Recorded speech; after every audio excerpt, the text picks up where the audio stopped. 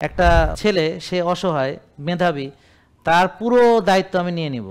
পুরো দায়িত্ব মানে তার পড়াশোনা, তাকে রাখা একটা জায়গায়, তার শিক্ষা দীক্ষা, তার ক্যারিয়ার পর্যন্ত, মানে তাকে চাকরি পর্যন্ত দেওয়া পর্যন্ত পুরোটা, পুরো ফ্যামিলির দায়িত্বই আমরা নিয়ে নিব। যে ওর মা যদি থাকে মাকে এস্টাবলিশ করা, যদি বাবা থাকে গরিব তাকে এস্টাবলিশ করা, তাকে ইনকামের একটা রাস্তা দেখানো। আজকে যারা না বুঝে আমাকে গালি দিচ্ছেন তারাও বুঝবেন একদিন। এবং এটার আমি নিজের জন্য আর এটা রাখি নাই, তাদের প্রতি আমার কোনো রাগ ক্ষোভ কিছুই নেই, আমি আল্লাহর উপরে ছেড়ে দিছি। 60 থেকে 70 ধরনের রোগ আছে যেটা আমাদের আল্লাহর নিয়ম না মানার ফলে হয়। আসসালামু আলাইকুম, সবাই ভালো আছেন? আলহামদুলিল্লাহ, আল্লাহর দরবারে লাখো কোটি শুকরিয়া আদায় করি, তিনি আমাদেরকে সৃষ্টি করেছেন, পৃথিবীতে পাঠিয়েছেন এবং অবশ্যই আমাদেরকে তার কাছেই ফিরে যেতে হবে। এখন আমরা যতদিন এই পৃথিবীতে আছি আমাদের প্রতিটি বিষয় যদি আমরা কোরআন হাদিসের আলোকে বা আল্লাহর যে নির্দেশ এবং প্রিয় নবী হজরত মুহাম্মদ সাল্লাল্লাহু আলাইহি ওয়াসাল্লাম যেভাবে দেখিয়েছেন এভাবে চলি, তাহলে আমরা অন্তত এই যে রোগগুলা ঘরে ঘরে, যেমন গ্যাসের ওষুধ লাগবে না, ব্যথা বেদনা ওইভাবে হওয়ার কথা না, আর pressure, diabetes, heart attack, brain stroke, paralysis, PCOS, PCOD, এগুলা আরও অনেক যে সমস্যাগুলো এগুলা আমাদের হবে না। তো প্রায় 60 থেকে 70 ধরনের রোগ আছে যেটা আমাদের আল্লাহর নিয়ম না মানার ফলে হয়। আমরা যদি কোরআন সুন্নাহকে না মানি তাহলে সেরকম রোগ প্রায় আছে 60 থেকে 70টা। তো তার ভিতরে হচ্ছে যেমন ডায়াবেটিস একটা রোগ, যদিও এটাকে রোগ বলা ঠিক না, তারপরেও ধরলাম যে এটা রোগ। তো এখন ডায়াবেটিস হলে ডায়াবেটিসের কারণে চোখ নষ্ট হচ্ছে, তাহলে কমপ্লিকেশন, ডায়াবেটিসের কমপ্লিকেশনে রেটিনোপ্যাথি হচ্ছে, ডায়াবেটিসের কারণে চোখ নষ্ট হচ্ছে, তাহলে একটা রোগ বাড়লো। আবার ডায়াবেটিসের কারণে কিডনি নষ্ট হচ্ছে, তাহলে আরেকটা রোগ বাড়লো। এখন বলবে যে আমার কিডনি ডিজিজ, তো ডায়াবেটিক নেফ্রোপ্যাথি, নেফ্রন কিডনির। এরপর ডায়াবেটিসের কারণে নার্ভ নষ্ট, ডায়াবেটিস নিউরোপ্যাথি, নিউরো মানে নার্ভ। তো এইভাবে ডায়াবেটিসের কারণে রক্তনালীতে ব্লক, তার কারণে হার্ট অ্যাটাক। ডায়াবেটিসের কারণে ফ্যাটি লিভার, তার কারণে সিরোসিস। ডায়াবেটিসের কারণে ব্লক, তার কারণে ব্রেন স্ট্রোক, প্যারালাইসিস। তাহলে কেমন হলো কতগুলো? তারপর আছে পেটের সমস্যা, ডায়াবেটিক গ্যাস্ট্রোপ্যারেসিস। ডায়াবেটিক ফুট বা আঙ্গুল কাটা গেল, বা ডায়াবেটিকের কারণে চামড়ায় সমস্যা হয়, স্কিন ডিজিজ হয়, ডার্মাটাইটিস হয়। তাহলে এছাড়াও আরও মাইক্রোভাস্কুলার আরও অনেক রকম কমপ্লিকেশন, যেমন শক্তি চলে যায়, পুরুষত্ব চলে যায়, এনার্জি চলে যায়, নারীত্ব চলে যায়। তো মেয়েরা পুরুষদের মতো হয়ে যায়, মেয়েদের টেস্টোস্টেরন বাড়ে। কিভাবে বুঝবেন? বুকে লোম গজায়, দাড়ি মোছ হয় পুরুষদের মতো, কিন্তু সে পুরুষ না। আবার মাসিক হয় না, পিসিওএস হয়, ওভারিতে পলিসিস্টিক ওভারি সিনড্রোম। এভাবে মেয়েটা পুরুষদের মতো মাথায় টাক পড়ে, ব্রণ হয়, বাচ্চা হয় না, মাসিক হয় না। তো এই তার মন তো আর ভালো থাকবে না, স্বাভাবিকভাবে মানসিক সমস্যা হবে। তারপর তার শরীর ভালো না থাকলে, বাচ্চা না হলে মনও খারাপ, তারপর সাইকোলজিক্যাল প্রবলেম, ঘুম হয় না, বুক ধড়ফড়ানি, কলজা কাঁপানি।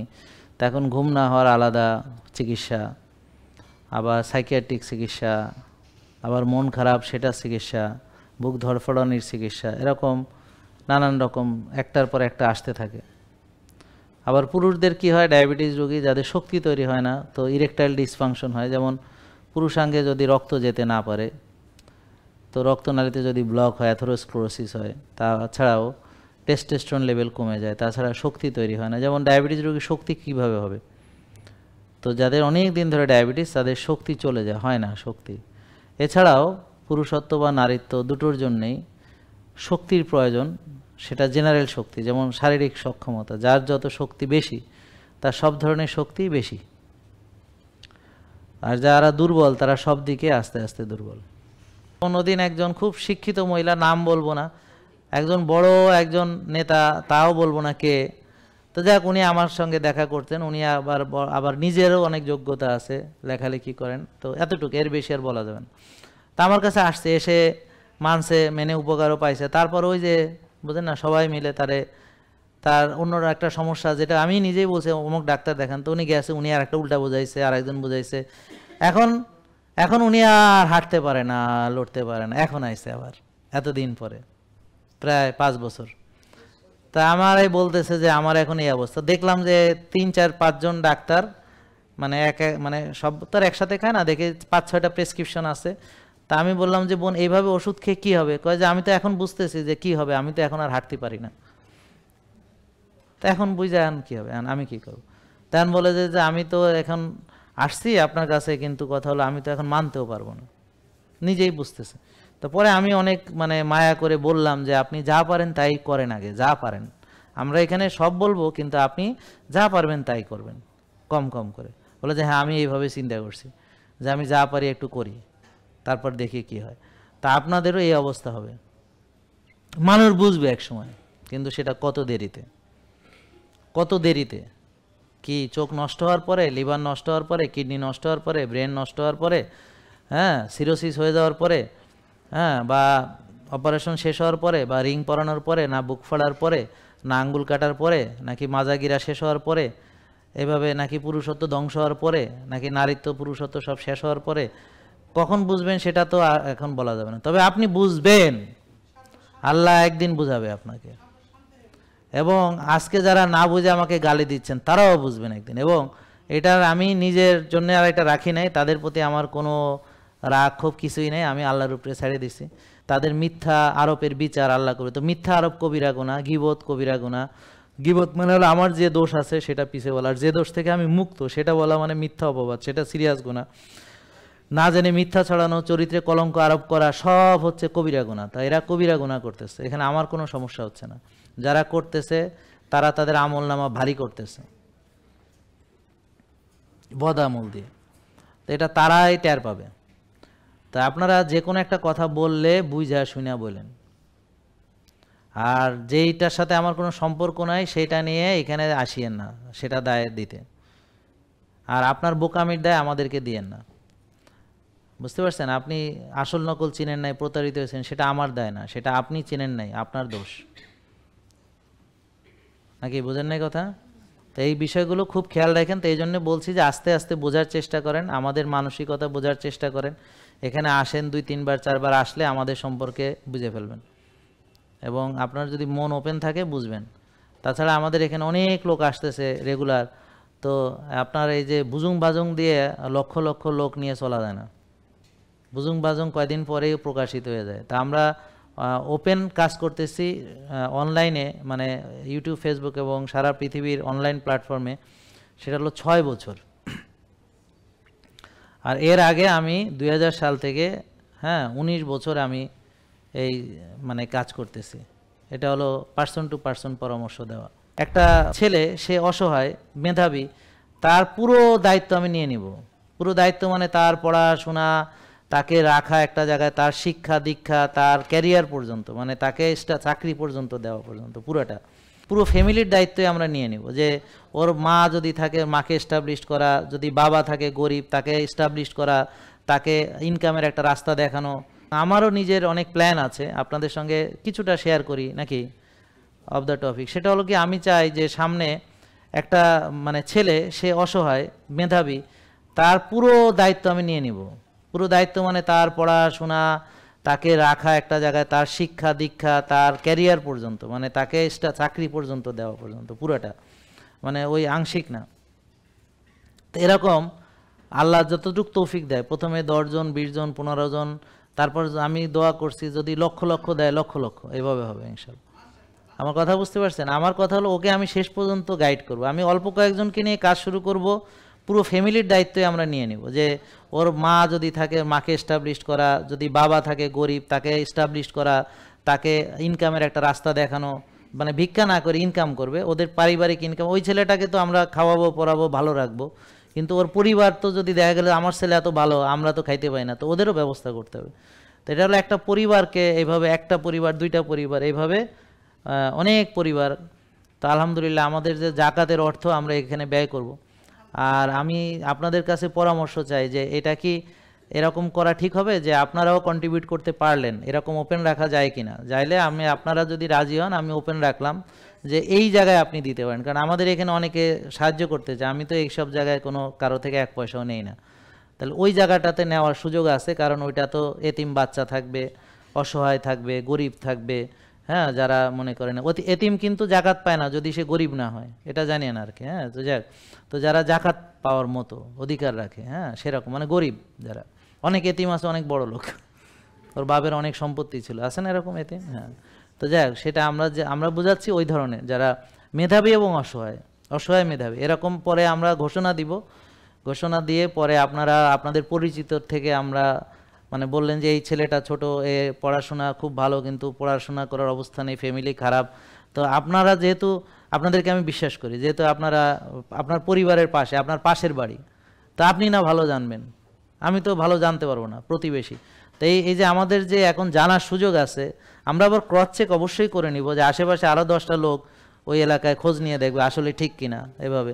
তো এই জন্য আপনাদের সাহায্য সহযোগিতা নিয়ে আমরা এরকম কিছু কাজ করে যেতে চাই যে মানুষ গড়ে যেতে চাই, ওদের কিন্তু লাইফ স্টাইলটা হবে আমাদের মতো, মানে খাবে ছোটোবেলা থেকে এরকম, এইভাবে সে ঘুমাবে, এভাবে সে উঠবে, এভাবে সে সূর্যের আলোতে যাবে, এইভাবে সে যাবে, এবং অবশ্যই ইসলামী জ্ঞান দেওয়া হবে, সাথে ইংরেজিতে দক্ষ হবে, সে একই সঙ্গে বাংলা, ইংরেজি এবং আরবি এই 3টা ভাষায় তার দখল থাকবে, কথা বলবে সে এই ভাষা, এরকম আমরা চেষ্টা করি। এবং ওই যে আমি কালকে স্বপ্ন দেখেছি, এই ভোরবেলা, আজকে ভোরবেলায় তাহাজ্জুদ পড়ে ঘুমানোর পরে স্বপ্ন দেখেছি, so I think it is significant যে আমি উমরাতে যাচ্ছি। তো আমি ওই যে শেখ আসছিল একজন, মনে আছে, উনি আমাকে বলছে যে আপনি একবার আসেন, আমার বন্ধুরা আছে, তারা আপনার যে কোনো কাজে সাহায্য করতে প্রস্তুত, আর তাদেরও আপনার সাহায্য দরকার। তা আমি সিদ্ধান্ত নিয়েছি খুব তাড়াতাড়ি, দেখি আল্লাহ যখন কবুল করে আমি ওনার আহ্বানে সাড়া দিব, দিয়ে ওখান থেকে আমরা আরও হয়তো হেল্প পাবো, অনেকভাবে হেল্প পাওয়া যায়, টাকা ছাড়াও, যেমন ধরেন একজন আরবি শিক্ষক পাওয়া যাইতে পারে, ওদেরকে আমি যদি রিকোয়েস্ট করি যে আমাকে একটা আরবি শিক্ষক দেন, দায়িত্ব আপনাদের সব, তো সে একজন আরবি শেখাবে। তারপর ইংরেজিতে যারা দক্ষ, এমন একজন যে এখানে আমরা তাকে করব, সব ব্যবস্থা রাখবো, সে ওখানে ইংরেজি শেখাবে। তো এইভাবে আমরা চিন্তা ভাবনা করতেছি, আপনাদের মতামত আরও নিব। তো এইভাবে যেহেতু অপরচুনিটি আছে, তা আমি দেখতে চাই যে একদম ছোটোবেলা থেকে একটা বাচ্চাকে যদি আমরা এই লাইফ স্টাইলে বড় করি, ও কী হবে, কারণ আমি নিজেও ধরেন এই লাইফ স্টাইল এক্স্যাক্টলি মানতেছি ধরেন লাস্ট 6 ইয়ার্স, বা তাও হয় না পুরোপুরি, কারণ এই যে আপনারা যে আমার বিপদে ফেলেন, আপনারা যে আমাকে যন্ত্রণা দেন, মানসিক অশান্তি দেন, তারপরে বিভিন্ন মিথ্যা আরোপ করেন, তো এগুলো নিয়ে পেড়া খাইতে হয়। যে একবার দিল যে সার্টিফিকেট ভুয়া, একটা মিথ্যা রটনা করে দিল, তো এখন ওরা যে মিথ্যাবাদী, নাহলে আমি দাঁড়ায় আছি কেমনে? ওদেরকে সর্বোচ্চ ভালো পরিবেশ, হ্যাঁ, তাদের সেরকম মানের খাবার, সেই ধরনের তাদের নিয়ম কানুন, এভাবেই তাদেরকে পড়াশোনার চতুর্দিকে আমরা তাদেরকে দুনিয়া আখেরাত সবগুলো বিষয়গুলো আমরা এইভাবে চিন্তা করতেছি আর কি। এবং আল্লাহ তাআলা আমাদেরকে তৌফিক দিয়েছে, আমরা ওইভাবে আগাবো, এটা আমি কালকেই সিদ্ধান্ত নিয়েছি। এবং ওখানে গিয়ে আমি ওখানে গিয়ে ওদের সাথে কথা বলবো, আশা করি ওরাও আমাকে আশ্বাস দিয়েছে যে আপনার যা লাগে আপনি শুধু একবার আমার সাথে একটা মিটিংয়ে বসেন, আমার বন্ধুরা আছে, ওরা ধরেন ময়মনসিংহের ওখানে ভালুকাতে ওরা প্রায় 1 লক্ষ স্কোয়ার ফিটের একটা মসজিদ মাদ্রাসা কমপ্লেক্স করে দিয়ে গেছে, এই সৌদি অনুদান। বাংলাদেশে প্রায় 400-500 আপনার মসজিদ নির্মাণ করে দিয়ে গেছে এরা, ওই লোক, হ্যাঁ হ্যাঁ। তো ওরা বলতেছে যে আপনি আমার সাথে একটা মিটিংয়ে বসেন, আমার বন্ধুদের সাথে আপনি একটা মিটিংয়ে বসলে দেখবেন আপনার যা দরকার হয়ে যাবে ইনশাআল্লাহ। তা আমরা যদি দেখি যে স্ট্রাকচারটা ওরা করে দিতে পারে, তাহলে তো আমার আর সমস্যা নেই। তো এই জন্যে এটা জাস্ট অফ টপিক বলে রাখলাম। তো আমাদের চিন্তা ভাবনাটা আপনাদের বোঝা দরকার আছে যে আমরা কি চাই, এটা বুঝতে হবে। আর ওপেন পরামর্শ দিচ্ছি ফেসবুক, ইউটিউবে, যেগুলো যে কেউ মানতে পারে। যেমন আমি কালকে রাত্রে একটা ভিডিও বানাইলাম যে আর্লি ঘুমাইলে কী উপকার, সকালে একটা ভিডিও দিলাম যে সকালের রোদ্রে কী উপকার, দুপুরের রোদ্রে কী উপকার, বিকেলের রোদ্রে কী উপকার। তো এটা ডাক্তারি না, এটা হলো একটা স্বাস্থ্য জ্ঞান, এটা সবার থাকা উচিত। কিন্তু আপনি ডাক্তারের কাছে যান, আপনাকে কয়টা ওষুধ দিয়ে বের করে দিবে, কিন্তু এই জ্ঞান দিবে না, হোমায়ার বুঝাবে না, ইনসুলিন টেস্ট করাবে না, কোষের ওভারলোড মাপবে না। এমনকি ডায়াবেটিস রোগীর ইনসুলিন দেয়, কিন্তু ইনসুলিন তৈরি হয় কিনা সি পেপটাইড সেটাও করায় না। এবং ইনসুলিন টেস্ট করে না এবং মুখস্থ দিয়ে দেয়। দেখা যাচ্ছে যে এরকম প্রচুর রোগী আমরা পাচ্ছি যাদের ইনসুলিন তৈরি হয়, যাদের এখন আমাদের ফলো করে যারা ইনসুলিন ছেড়ে দিয়েছে, এই যে বোন হচ্ছে তার জ্বলন্ত উদাহরণ। উনি 15 বছর ইনসুলিন দিয়েছেন, লাস্টের দিকে এক মাসে 24-25 হাজার টাকার ওষুধ লাগতো। এখন ওনার 1 পয়সারও ওষুধ লাগে না, 1 ফোঁটাও ইনসুলিন লাগে না। উনি 25 বছর ডায়াবেটিস, এখন সে একদম সুস্থ, সে ব্যায়াম করে, জিম করে, রেগুলার এখানে আসছেন। তো এখন উনি না মানে মৃত্যুর দুয়ারে চলে গেছিলেন, উনি না মৃত্যুর দুয়ার থেকে ফেরার, উনি আমাকে যেই ভালোটা বাসবেন সেটা কি আপনারা বাসবেন? জীবনেও না। তাহলে যে যত বড় বিপদ থেকে উদ্ধার পাবে তার ভালোবাসা তত বড় এবং দামি হবে। তো এখন আমরা ওই মানে ভাষা ভালোবাসা ও আমরা চাই না। আমরা চাই যে আগে আপনি সত্য অনুধাবন করবেন, আগে সত্য উপলব্ধি করবেন, সত্য জ্ঞান অর্জন করবেন, তারপর সুন্দরভাবে মানবেন। আর যদি রেজাল্ট না পান সেটা আপনার দোষ, কারণ আপনি ঠিকমতো বোঝেন নাই, মানেন নাই, আর কারো দোষ না। আর যদি ভালো হন সেটা আপনার ক্রেডিট, আমার ক্রেডিট না, কারণ আপনি সুন্দর করে মানছেন এবং আপনি ভালো করে জানছেন, এটা আমারও কোনো ক্রেডিট না। তা আমরা আপনাদের ভালো হওয়ার কোনো ক্রেডিটও নেই না, বুঝতে পারছেন? আর আমরা কোনো গ্যারান্টিও দেই না, গ্যারান্টি একমাত্র আল্লাহর কাছে পাবেন। আমরা কোনো গ্যারান্টি দেই না, ওয়ারেন্টি নেই, কোনো গ্যারান্টি নেই। যে আপনি যদি পারেন মানতে, অবশ্যই আপনি উপকার পাবেন, কোনো সন্দেহ নেই। কেন পাবেন? কারণ এগুলো আল্লাহর ওয়াদা, এগুলো আল্লাহর ওয়াদা। হাদিস কোরআন ভালো করে আমাদের বুঝতে হবে যে কেউ যদি আল্লাহর দিকে 1 পা আগায়, কেউ যদি হেঁটে আগায়, আল্লাহ দৌড়ে আসে তার দিকে। তা আপনি এইগুলো মানা মানে কি? আপনি আর্লি ঘুমাবেন। আমি আজকেও সকালে বলেছি যে সার্কাডিয়ান রিদম ঠিক রাখার জন্য 5 ওয়াক্ত নামাজ মসজিদে পড়তে হবে। তো এর চেয়ে বড় দাওয়াত আর কি হইতে পারে? এটা তো আমি বিজ্ঞান দিয়ে বোঝাচ্ছি, এর চেয়ে বড় দাওয়াত কি হইতে পারে? আর যে আমাদের ফলো করবে সে তো ট্রান্সফরমেশন হয়ে যাবে। আপনি ধরেন আলেমদের রেসপেক্ট করেই বলতেছি, যে ধরেন আলেমরা কি করছেন, তারা মানুষকে দাওয়াত দিচ্ছেন, দিনের দাওয়াত। তো ধরেন আমি একজন বড় আলেমের ওয়াজ শুনলাম 2 ঘন্টা সরাসরি, বছরে একবার। তো এ দিয়ে আমি কি পরিবর্তন হব বলে আপনি মনে করেন? নাকি বুঝেন নাই কথা? কিন্তু যারা আমাদেরকে ফলো করবে তার তো পুরো জীবনই পরিবর্তন হয়ে যাবে। সে হালাল তৈব খাবে, সে রোজা রাখবে, সে আর্লি উঠবে, সে মসজিদে নামাজ পড়বে, সে আর্লি ঘুমাবে, সে ভোরে উঠবে, সে তাহাজ্জুদ পড়বে। মানে এটা তো সে করতে বাউন্ড, তো সে এটা করতে হবে তাকে সুস্থ হইতে হলে। তো তাহলে এখন তার তো টোটাল লাইফই ঠিক হয়ে গেল। তো এইটা তো আর আপনার কেউ একজন এসে আসমান থেকে নাইমা পরিবর্তন করে দিতে পারবে না। এটা তো কথা দিয়ে হবে না, তাকে তো একটা স্ট্রাকচার গাইড দিতে হবে, কোনটার পরে কোনটা, তারপরে কি, তারপরে কি, তারপরে কি।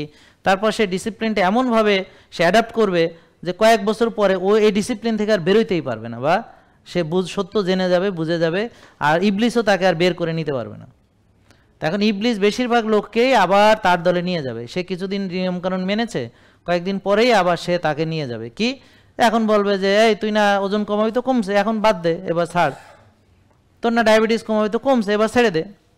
তোর প্রেশার কমাইছে, কমছে, মানে অ্যাচিভমেন্ট হয়ে গেছে, তুই তো এখন ভালো, তো এখন আর কেন শুধু শুধু ব্যায়াম করতেছিস? এখন একটা এইটা খেয়ে দেখ, তো একটা খাওয়াবে, খাইয়া কয় যে না এখন তো কোনো অসুবিধা হয় নাই, আর একটা খা, আর একটা খা, এইভাবে দেখবেন আপনি সব ছেড়ে দেবেন। ইয়েস, গাফিলতি মানে হচ্ছে একটা গুরুত্বপূর্ণ জিনিসে সে বলে আমার সময় নেই, ব্যায়ামের সময় নেই, ঘুমের সময় নেই, নিজের যত্নের সময় নেই, আর অযথা অনেক কাজ করতেছে, তখন মেলা সময়। আর শেষ পর্যন্ত এই জন্য আল্লাহ কি বলেছেন, ওয়াল আসর ইন্নাল ইনসানা লাফি খুসর ইল্লাল্লাযিনা আমানু ওয়া আমিলুস সলিহাতি ওয়া তাওয়াসাউ বিল হাক্কি ওয়া তাওয়াসাউ বিস সবর। সবর করতে হবে, ধৈর্য ধরতে হবে, হক পথে থাকতে হবে এবং আমল করতে হবে সুন্দর, যেটা আল্লাহ বলেছেন। আর নাইলে মানে সময়কে কি জন্য ব্যবহার করতে হবে এখানে সুন্দর করে বলা আছে, যে সময়কে আপনি অযথা ব্যয় করবেন না। আর তারাই ক্ষতিগ্রস্ত যারা সময়কে এমনভাবে ব্যয় করে যেটার কোনো হিসাব সে দিতে পারে না, 24 ঘন্টা কি করেছে বলতেই পারে না, এটাকে বলে প্রোডাক্টিভিটি নাই। আর আমাদের 24/7 প্রোডাক্টিভ লাইফ। এই জন্য আমি মাঝে মাঝে যে বলি, কেন বলি যে আমি নিজে কি করি আপনি যেন বুঝতে পারেন। যে আমি বলেছি যে এসার পরে আমরা একটা ফিজিক্যাল বই পড়ার চেষ্টা করব, সেটা হতে পারে কোরআন হাদিস, বা হতে পারে আপনার কোনো বই, অন্য বই, হ্যাঁ, জ্ঞানের কোনো একটা জিনিস। তাতে কি হবে, ওই যে আপনার লাইটগুলো হবে না চোখে, ব্লু লাইট। তা ব্লু লাইট আমাদের সকালে দরকার যেন ঘুম চলে যায়, মেলাটোনিন ওয়াশ আউট হয়, আমি যেন দিনের কাজ করতে পারি। আর রাতে ব্লু লাইট না, দরকার নেই আমার। তো এই জন্য বিকেলের রোদে থাকে রেড লাইট, আর সকালের রোদে থাকে ব্লু লাইট। তো আপনারা সূর্যোদয় এবং সূর্যাস্ত দেখলে, তাকালে সূর্য দিকে, বডি জানে কোন আলো প্রবেশ করে, সে আলো তাকে মেসেজ দেয় যে তোমার এখন এটা সন্ধ্যা হচ্ছে আর এটা ভোর হচ্ছে, বডি মেসেজ দেয়। তো ভোরের জন্য সে কর্টিসল রিলিজ করবে, adrenaline, noradrenaline, epinephrine, norepinephrine, dopamine, এগুলো সে রিলিজ করবে যেন সে দিনে এই যে এখন যে কাজ টাজ করতেছে উদ্যম চলে আসে। আমার ফ্রেন্ডকে আজকে সকালে ওরে বুঝাইলাম যে শোন, এই যে সবুজ গাছপালা চতুর্দিকে দেখতেছিস, এই যে গাছের উপরে যে সূর্যের আলো পড়তেছে, এই সূর্যের আলো পড়ে এই যে ইনফ্রারেড, এটা সবুজ পাতার উপর পড়ে প্রতিফলিত হয়ে তোর গায়ে লাগতেছে, আমার গায়ে লাগতেছে। এখানে কিছুক্ষণ দাঁড়ায় থাকবি, দেখবি তোর এনার্জি বাড়তেছে। পরে কিছুক্ষণ পর বলে আসলেই তো, তাহলে হ্যাঁ, যে আমি দাঁড়ায় আছি তারপর আমার এনার্জি আসতেছে কেন? কারণ এটা বিজ্ঞানীরা গবেষণা করেছেন যে এই যে ইনফ্রারেড, এটা শরীরের ভিতরে যায়, গিয়ে মাইটোকন্ড্রিয়াকে উত্তেজিত করে, শক্তি তৈরি করতে সাহায্য করে। এবং এই বিভিন্ন গবেষণা হয়েছে এটা নিয়ে, দেখা গেছে যে আপনার যে কোনো এক জায়গায় আলো পড়লে এটা শরীরের সব জায়গায় ছড়ায় যায়। মানে ধরেন এখানে আলো পড়ছে এই পিঠে, কিন্তু মাইটোকন্ড্রিয়া তো পিঠের গুলা না, সারা শরীরের গুলা উত্তেজিত হয়। তাহলে এটা নিয়ে ওরা দেখেছে যে এটা একটা একটার সাথে কানেক্ট করতে পারে, interconnected. So everything is interconnected with everything. শরীরের ভিতরে everything is interconnected with everything, শরীরের ভিতরে সব কিছু ইন্টারকানেক্টেড, নেটওয়ার্ক। এটা মনে রাখবেন। এই যে বলে না যে আঙ্গুল কেটে ফেললে আঙ্গুলের ব্যথায় জ্বর আসে না, তো জ্বর আসলে সারা গা ব্যথা করে কেন? তারপর ফোড়া হয়েছে পিছনে, ব্যথা করে সারা গা কেন? বুঝতে পারছেন? তো এটা অবশ্য একটা উদাহরণ আছে আমাদের, যে মুসলমানদের এরকম হতে হবে যে একজন মুসলিম যদি কষ্টে থাকে, পুরা উম্মাহ হচ্ছে সেরকম কষ্ট ফিল করতে হবে। কিন্তু আমরা কি তাই করি? রাসূল সাল্লাল্লাহু আলাইহি ওয়াসাল্লাম একবার সাহাবীদের বলতেছেন যে তোমাদের অবস্থা হয়েছে হেই, যে আগুন জ্বালিয়েছে কেউ, আর ওখানে দেখবো অনেক পতঙ্গ গিয়ে আত্মাহুতি দেয়, মানে ঝাঁপ দিয়ে নিজের জীবন দিয়ে দেয়। তোমরা দোজকে জাহান্নামে যাওয়ার জন্য এতই যে তোমরা ওইরকম ওই পতঙ্গের মতো, যে আমি পাচ্ছি না রশি দিয়ে, মাজায় রশি বেঁধে তোমাদেরকে টেনে ঠেকাতে, যে তোমরা যেন ওখানে ঝাঁপ দিয়ে না পড়ো। আপনাদের অবস্থা হয়েছে এরকম, যে অসুস্থ হওয়ার জন্যে, অনিয়ম করার জন্যে, রাত জাগার জন্যে, নষ্ট খাওয়ার জন্যে, রুগী হওয়ার জন্য আপনারা এত বেশি চেষ্টা করতেছেন যে আমি কোনোভাবে আপনাদেরকে ফিরাতে পারছি না, সুস্থতার লাইন দেখাতে পারতেছি না, সুস্থতার পথ দেখাতে পারতেছি না। এখন সুস্থতাকে আপনারা অসুস্থতা মনে করতেছেন, নিয়মকে আপনার বোঝা মনে করতেছেন, হ্যাঁ, একটা সুন্দর ডিসিপ্লিনকে আপনারা মানে মনে করছেন যে জেলখানা। তো হ্যাঁ, পৃথিবীর জন্যে, এই মুমিনের জন্য পৃথিবী জেলখানাই তো। তো এখন যদি আপনি ওই যে জান্নাত চান, তাহলে আপনাকে জেলখানার মতোই থাকতে হবে। অনেক কিছু করার সুযোগ থাকলেও করতে পারবেন না, অনেক খাওয়ার সুযোগ থাকলেও খাইতে পারবেন না।